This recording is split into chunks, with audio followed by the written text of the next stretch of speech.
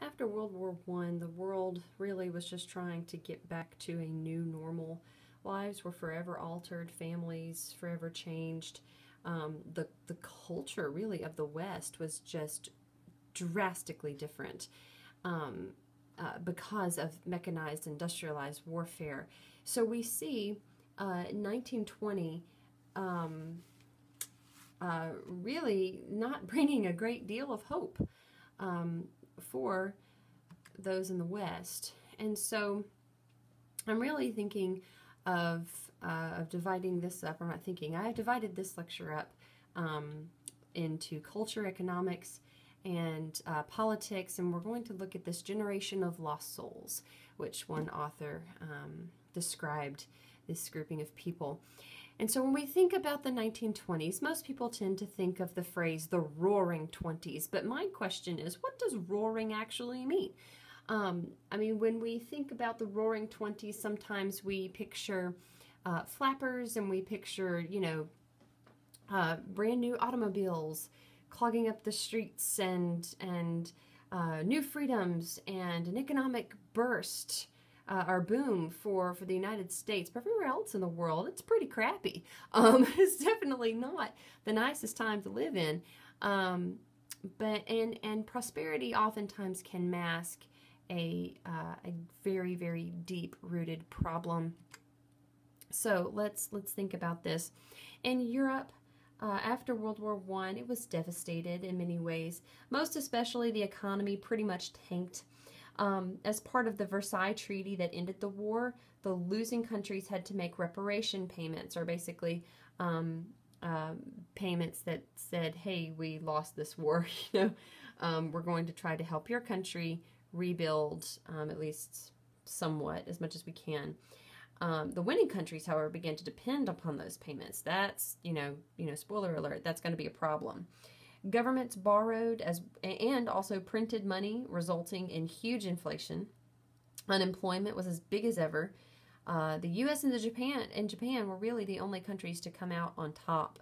The U.S. became the major creditor for the world's leading nations, and in a way, the U.S. then turned inward and focused on itself.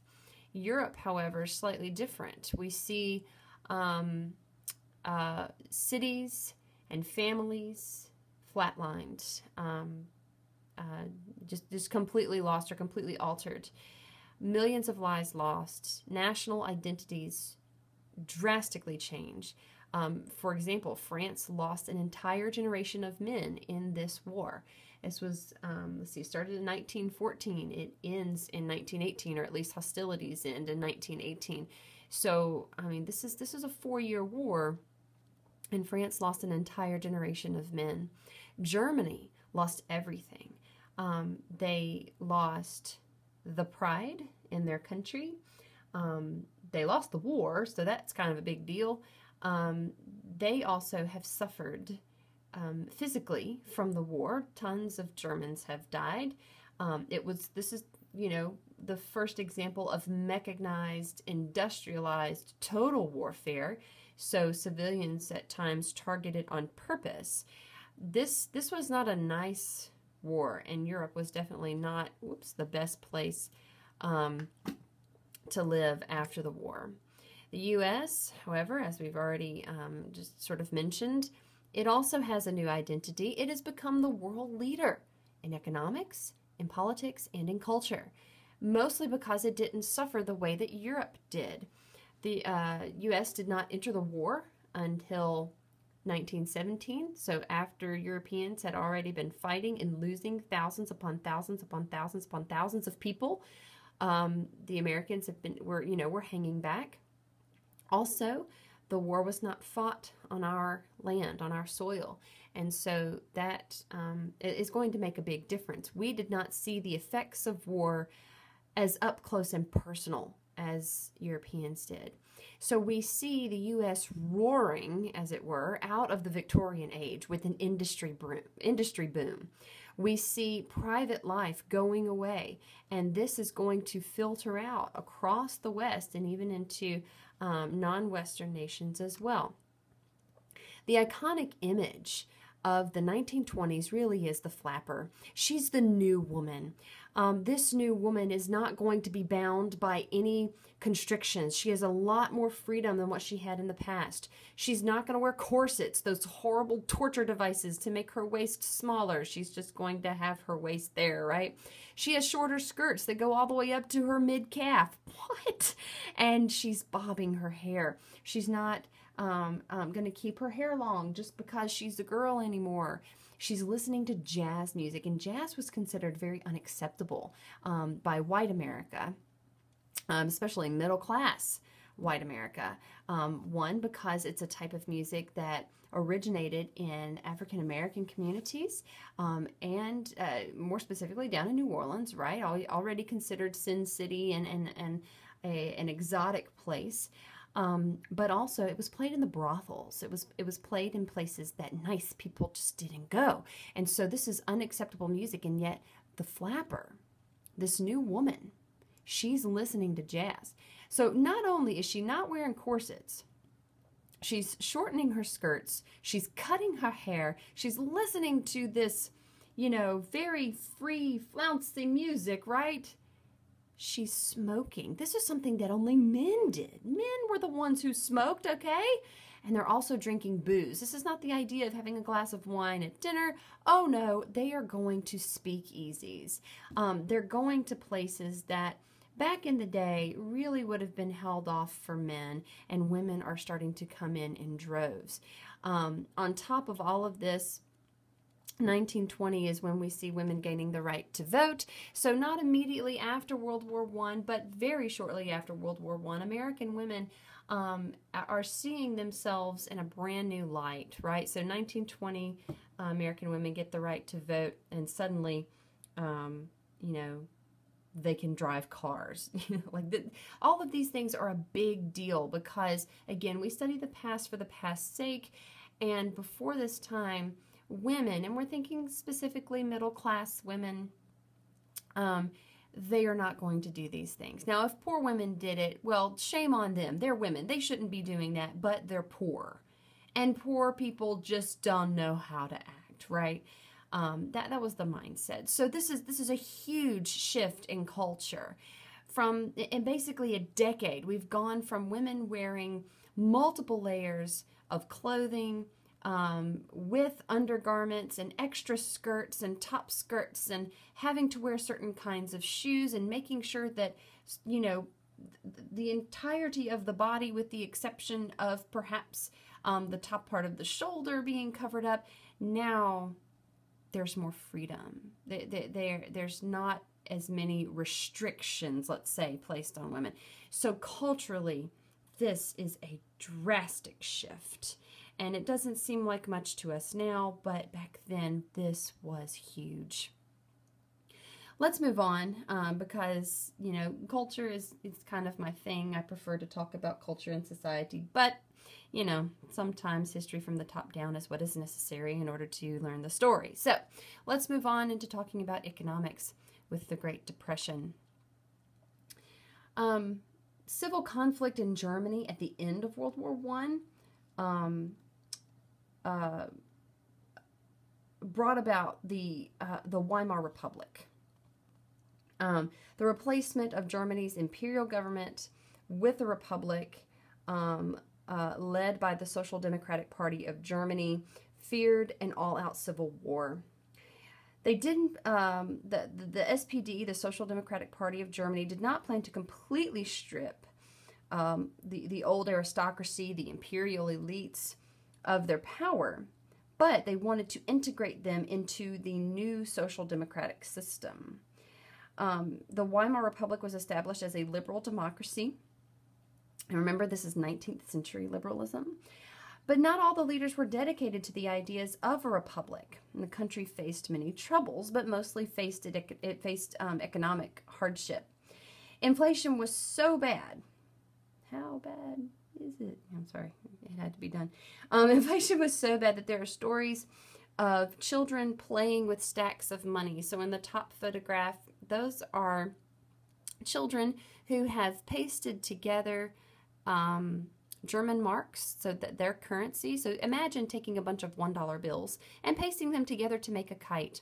In the bottom picture, you see children taking stacks of money and using them as building blocks. This is horrible. That's how much their money is worth. You can go out and you can play with it.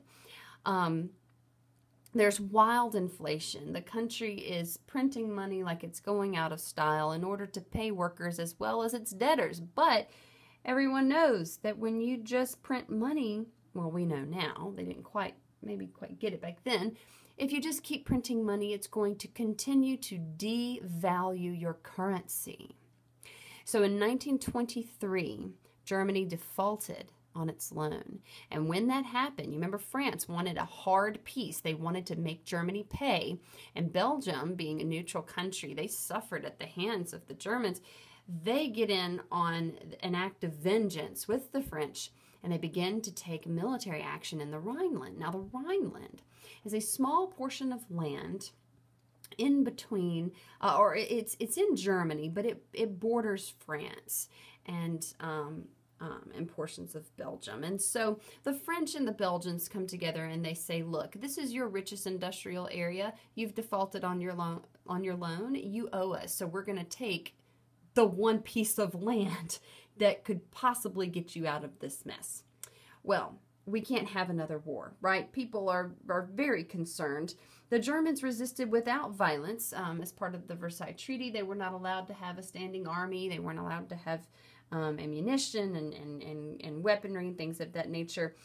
But we see everybody very much concerned about what this is going to mean.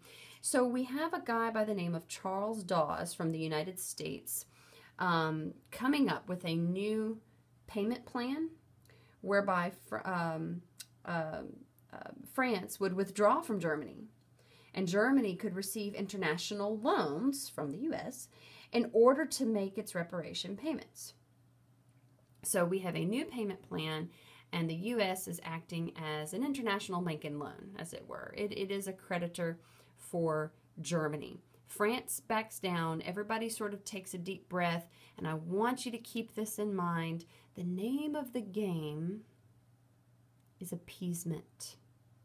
Appeasement. What does appeasement mean? Basically, it means we have to do whatever is necessary to prevent another world war. Appeasement. We need to appease these people, right?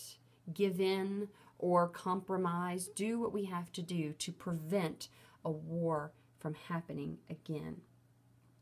So, big problem. Now, in the United States, we do see trouble brewing. Most people tend to argue that war brings people out of an economic depression. And I argue that that is simply not the case. I mean, if that were the case, then why are we not rolling in dough right now? But that's just me. So, moving on. So, World War I effects in the USA. Now, let's look at industry. In industry, production is up, but who are the only people who can buy things? Well, Americans and the Japanese to some extent. So we have industrial production booming, but Europeans and other people around the world don't have any money to buy anything. So that's great. Now we're going to have warehouses full of refrigerators. What are we going to do with that, right? Okay, so industry is up. Ain't nobody buying anything. Second sector where we see trouble brewing. Now, agriculturally, during the war, our farmers boomed. Why? Because all the farmers in Europe and in other places in the world were not farming. They were fighting. And not only were they not farming, but farmland is being stripped, right? It's being dug up with trenches. It's being bombed, right? Because we have brand new like airplanes that are in the sky dropping bombs. So it's not like Europeans are actually able to farm at this point. So during the war, American farmers saw a huge increase, and an increase in their prices and an increase in their production. But after the war, Europeans go back to farming again. So American farmers see huge price declines. What was actually happening was that the prices were normalizing. They were getting back to normal prices. So what do the farmers do in response? They dig up more land. They dig up more land. They plant more crops. They try to raise more livestock. They're breeding more cows, more horses, more goats, more sheep, whatever it is that they've got. They're trying to do more. Why? Because they think their prices are declining. Therefore, they've got to produce more in order to make ends meet, as it were. But this price decline was coupled with several natural disasters. Now, this is not the Dust Bowl just yet. We're getting up to that. But these natural disasters destroyed livestock and crops, which created further farming problems, right?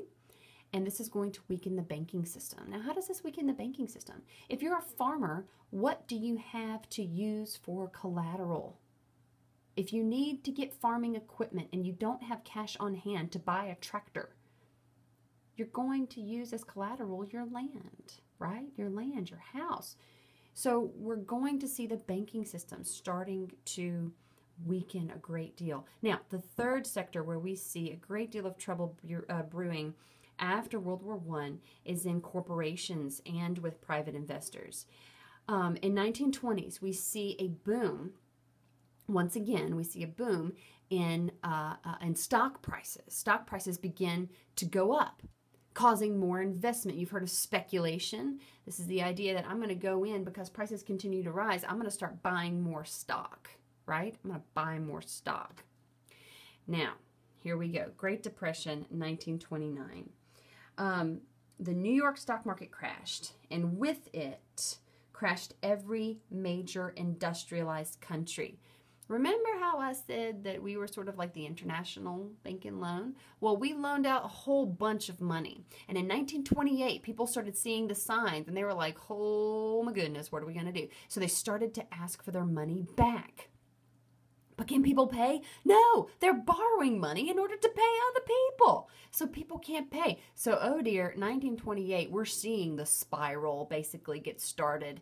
But Black Tuesday, October 29th, 1929, this is when the stocks actually crashed. The stock market actually crashed. Now, what made the stock market crash? I wanted to look this up so I could get the best possible explanation. So try to follow me. And if you have questions, just shoot me an email or whatever. Read your textbook, all that good stuff. Okay. Capital is the tools needed to produce things of value out of raw materials. Buildings and machines, those are common examples of capital. It's what you need to keep your industry going. Throughout the 20th century, most of the capital in the U.S. was represented by stocks. A corporation owned capital. You follow me? All right, so ownership of the corporation, in turn, took the form of shares of stock. Each share of stock represented a proportionate share of the corporation. So I am going to buy a stock in Coca-Cola. So I pay a little bit of money in order to reap the dividends, right? I'm going to pay a little bit of money. I become a co-owner, as it were, in the Coca-Cola Corporation. So whatever profit there is, I will get some of that based on the amount of stock I have. The stocks were bought and sold on stock exchanges, of which the most important was the New York Stock Exchange located on Wall Street in Manhattan. Throughout the 1920s, a long boom took stock prices to peaks that had never before been seen. From 1920 to 1929, stocks more than quadrupled their value. So they were 4 times their value. Many investors became convinced that stocks were a sure thing, so they started to borrow heavily to invest more money in the market. Now, this is not the only reason why we have the Great Depression. Remember those other 2 problems, right? Industry and agriculture. But most people tend to focus on speculation in stocks. So that's why we're looking at it. So 1929, that stock bubble burst. In 1932 and 1933, they hit rock bottom, down about 80% from their highs in the late 20s, which had a sharp effect on the economy. Demand for goods started to decline. Why? Because I don't have disposable income anymore. When stocks lost basically 2/3 of their value, we see banks and businesses failing at a rapid rate. When banks fail and businesses fail, you start to see foreclosures, not just on bank buildings and not just on businesses, but on people's homes. Why? Because the business has failed, so nobody's got a job anymore. And we start to see depression basically in every sense of the word. So banks fail, businesses fail. Businesses fail, there's foreclosures, there's a drastic drop in income. We see an increase in suicides, an increase in stress. We also see people no longer using any extra money they have to buy what some people might call frivolous goods, right? Why would I buy a vacuum cleaner when I can just sweep the rug, right? Or I can take the rug out and beat it with my broom handle, right? That's the idea. So people aren't buying.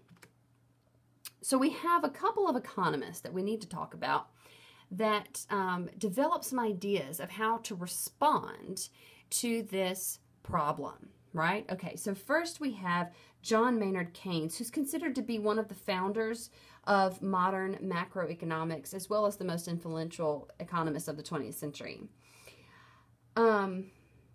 Keynes sort of brought the revolution in economic thinking, stating that free markets would not, in the short to medium term, automatically provide full employment, as long as as long as workers were flexible in their wage demands. He says things are not just going to turn around; someone has to make them turn. Keynes argued that aggregate demand, and that means the total demand for final goods and services in the economy at a given time and price level, that aggregate demand determined the overall level of economic activity, and that inadequate aggregate demand, remember that's the total demand for final goods and services, could lead to prolonged period of high unemployment. So here's what he says. Fiscal and monetary measures should be used to mitigate bad effects of economic recessions and depressions. The government is the buyer of last resort, so when no one else is spending, the government must spend. All right? Spending should be aimed at public works in order to speed up growth to previous levels, and then when things normalize, the government should tax the people more in order to replenish what the government spent. So the bottom line is, although the government is sort of the last resort, the bottom line is when no one else is spending, the government should. Now, what's the problem with this? The problem with this is if you don't have any money in your government, where is that money coming from? And this is a problem we're going to see in the New Deal. But let's talk about Friedrich Hayek. We will end the lecture with this guy, and we'll pick up again with the New Deal. So Friedrich Hayek, he's another economist that a lot of people don't talk about, but I find him fascinating. Hayek suggested that private investments in public markets was a better road to wealth and economic coordination than government spending programs. You see, Hayek was an Austrian by birth who later became British. He fought in World War I on like what we would call the bad guy side, right? He is fighting with the Austrians. He's fighting on the side of the Germans. He experienced the war firsthand. And once he gets done with the war, he goes through a great deal of schooling, an incredibly intelligent man. And whenever he sees Adolf Hitler rising to power, he leaves his homeland for good, and he becomes a British citizen because he did not agree with the fascist mentality. Of the many things that he studied and wrote about was the economy. His idea, he writes, that the government has a role to play in the economy, but it ain't through spending. Right? Okay. He says the government has a role to play in the economy, but not in overspending in order to inflate the economy. What does inflate mean? To make it look like it's got more than what it actually does, right?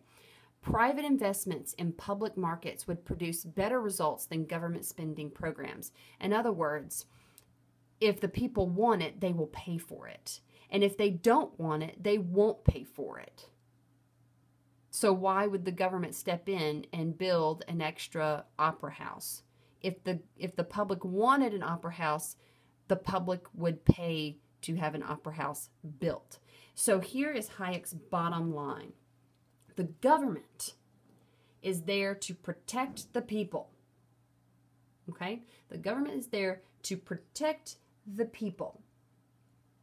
The government's role in the economy was through regulating work hours, providing institutions for the flow of proper information, and other basic principles, which most members of a free society would tend to agree. Protect the people, provide basic services, ensure domestic tranquility, all that jazz, right? But not throw money at them when they make poor financial choices. Why? Because this will only continue the problems. And we have seen this in our own time. No matter where you fall on the political spectrum, there is a problem in our government of, oh, we need to spend in order to get out of this recession. We need to spend in order to get out of this particular thing, get people back to work. But as we will see when we pick up with our next lecture, this actually serves to only worsen the problems rather than solve them.